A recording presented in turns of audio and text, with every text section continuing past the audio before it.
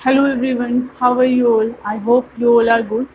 In this video, we are going to discuss the prenatal diagnostic technique, that is amniocentesis. Subscribe कीजिए हमारे channel को और bell icon को दबाइए हमारी लेटेस्ट वीडियो सबसे पहले देखने के लिए। Amniocentesis is a prenatal diagnostic technique in which the various defect can be detected before the birth of the child. ये क्या है, मदर की वोम में ही जब फीटस होता है बिफोर बर्थ, अगर कोई भी डिफेक्ट अगर फीटस में है, चाहे वो क्रोमोसोमल डिफेक्ट है, चाहे कोई एंजाइमेटिक डिफेक्ट है, तो वो जो है उसको डिटेक्ट करने के लिए, उसको जानने के लिए जो टेक्निक है वो की जाती है। अब देखिए एमनियोसेंटेसिस जो है लीगली जो उसमें सेक्स डिटर्मिनेशन भी होता है, इसीलिए ये लीगली बैन है for the determination of the sex. सिर्फ और सिर्फ क्या है, जो भी फीटस में क्रोमोसोमल या फिर एंजाइमेटिक कोई डिसऑर्डर है तो वही बताया जाता है। Determination of the sex is ban in case of amniocentesis. अगर एमनियोसेंटेसिस करवाई जाती है तो उसमें जो फीटस का जो सेक्स है वो पार्ट हिडन रखा जाता है कि अगर जिस क्रोमोसोम से ये पता चलता है कि मेल है या फीमेल है फीटस, तो सेक्स डिटर्मिनेशन वाला जो पार्ट है वो हिडन रखा जाता है। सिर्फ और सिर्फ डायग्नोसिस की जाती है for the detection of the chromosomal defect और enzymatic defect which is present in the growing foetus before the birth. तो इसमें क्या है कि पहले क्या होता है वो हम प्रोसीजर देखेंगे, ये बैन क्यों है वो देखेंगे, और क्या क्या हम इस प्रोसीजर में डिटेक्ट कर सकते हैं वो सब हम इस वीडियो में देखेंगे। Firstly the definition, it is prenatal diagnostic technique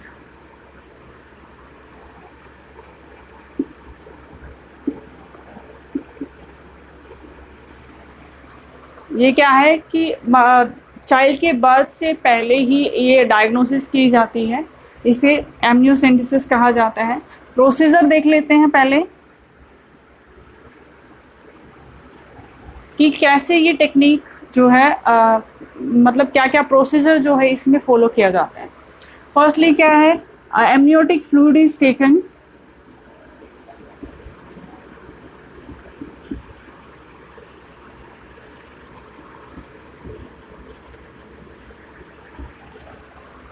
amniotic fluid जो एमनियोटिक कैविटी में प्रेजेंट होता है फीटस के अराउंड, जो कि फीटस को प्रोटेक्ट करता है from mechanical shocks and injury, तो उस फ्लूइड को जो है वो लिया जाता है by a very fine needle, with the help of very fine needle.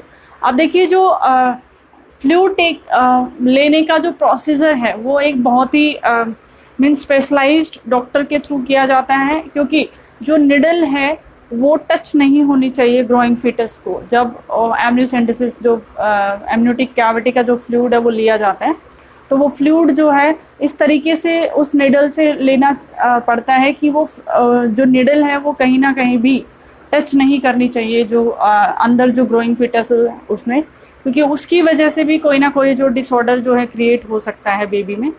तो वो बहुत ही एक स्पेशलाइज्ड डॉक्टर के थ्रू होता है। देखिए क्या किया जाता है कि जो फीटस है उसका जो पोजीशन है वो देखी जाती है थ्रू अल्ट्रासाउंड, कि जो मदर की जो यूट्रस है वो एमनियोटिक कैविटी में जो पोजीशन है वो कहाँ पर है अभी जिस टाइम पे फ्लूइड लिया जा रहा है, तो उस इमेजिंग के थ्रू एग्जामिन किया जाता है कि कहाँ पर फीटस है, और फिर क्या है कि इस तरीके से उस निडल को इंसर्ट किया जाता है एमनियोटिक कैविटी में कि वो निडल जो है वो उस बेबी को टच नहीं करनी चाहिए, तो वो फ्लूइड जो है उस निडल की हेल्प से लिया जाता है।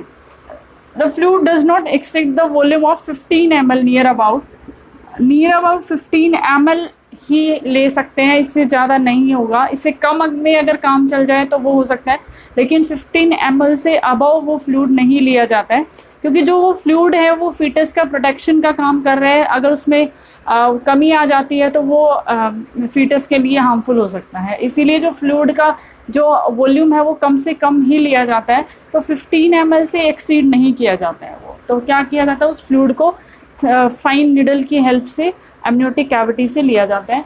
उसके बाद फीटल सेल होते हैं इसमें, इनकी कल्चरिंग की जाती है। अब देखिए जो फ्लूइड है उसके अंदर फीटस के सेल्स प्रेजेंट होते हैं, क्योंकि जो एम्ब्रियो के जो सेल्स हैं वो कुछ सेल्स जो है वो वहाँ से ट्रोफोब्लास्ट या किसी लेयर से जो है वो डिटैच हो जाते हैं और जो एमनियोटिक फ्लूइड में आ जाते हैं, और वहाँ पर वो सारे के सारे सेल्स जो फीटस या एम्ब्रियो से जो डिटैच हुए हैं वो वहाँ पर माइटोटिक डिवीज़न कर रहे होते हैं, और तो सेम टाइप के जो सेल्स होंगे वो ग्रोइंग फीटस में होंगे। तो क्रोमोसोम पैटर्न उन सेल्स का जानकर हम पता लगा सकते हैं कि जो फीटस है उसके अंदर तो कोई डिसऑर्डर नहीं है। अगर उन सेल्स के क्रोमोसोम में कोई डिसऑर्डर अगर है, कुछ एबनॉर्मल क्रोमोसोम्स अगर उसमें प्रेजेंट हैं, तो ये 100% है कि जो ग्रोइंग फीटस है उसमें भी क्रोमोसोमल डिफेक्ट है या फिर कोई एंजाइमेटिक डिफेक्ट मिलेगा उसमें भी। तो ये जो सेल्स हैं वो कहाँ पर हैं, एमनियोटिक फ्लूइड में प्रेजेंट हैं। तो उन सेल्स को कल्चर किया जाता है, इन विट्रो कल्चर किया जाता है, culturing in vitro. In vitro का मतलब होता है आउटसाइड द बॉडी, कि लेबोरेटरी कंडीशंस में जैसी बॉडी की कंडीशन है नेचुरली वैसे ही लैब में जो है कंडीशंस प्रोवाइड की जाती है और इन सेल्स को कल्चर किया जाता है, फीटल सेल्स को, जो कि एमनियोटिक फ्लूइड में प्रेजेंट थे। उसके बाद थर्ड स्टेप होता है कैरियोटाइपिंग।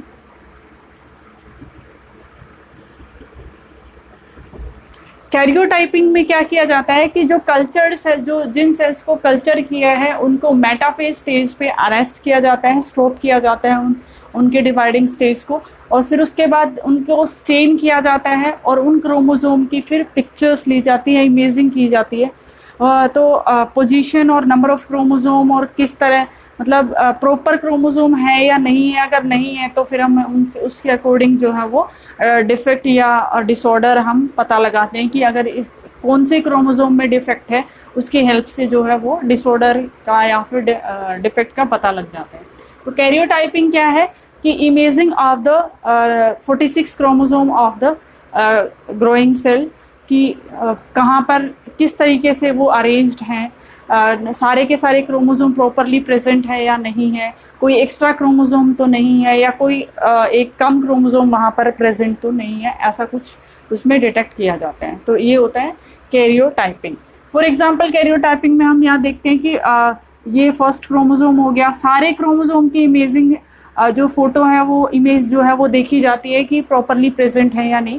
तो देखिए 46 जो है वो पेयर में 23 हम कहेंगे कि पेयर में प्रेजेंट होते हैं। फॉर एग्जांपल ये 21 क्रोमोसोम है, और जो 21 क्रोमोसोम है ये ऐसे ट्रिपल प्रेजेंट है, 3 पेयर की बजाय 3 प्रेजेंट है। इस सिचुएशन को कहा जाता है trisomy. Trisomy of 21st chromosome का जो डिसऑर्डर होता है वो है डाउन सिंड्रोम।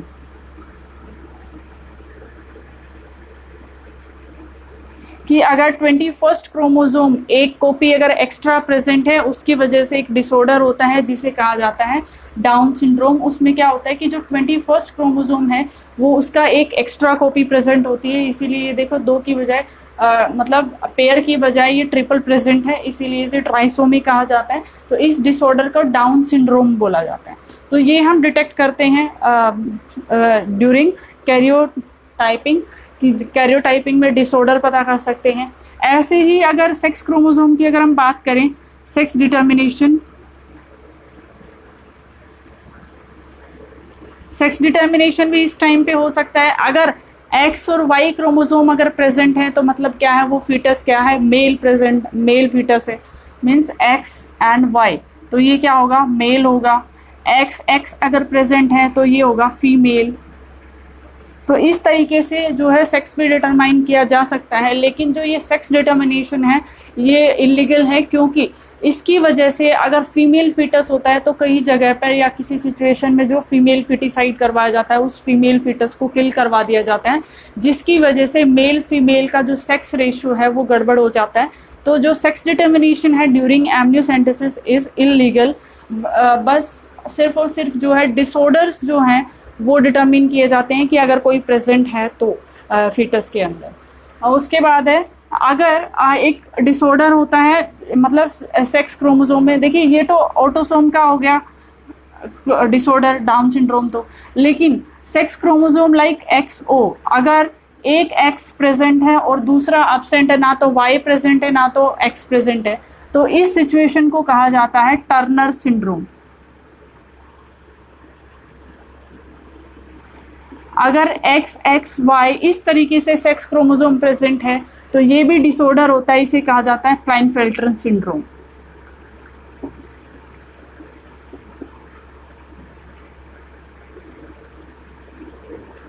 इसी तरीके से एक एंजाइमेटिक डिसऑर्डर्स भी होते हैं, जो कि कुछ एंजाइम्स जो है उस बॉडी में से नहीं बनते हैं, जिसकी वजह से जो मेटाबॉलिक डिसऑर्डर क्रिएट हो सकते हैं फीटस में। Like example is phenyl ketonuria.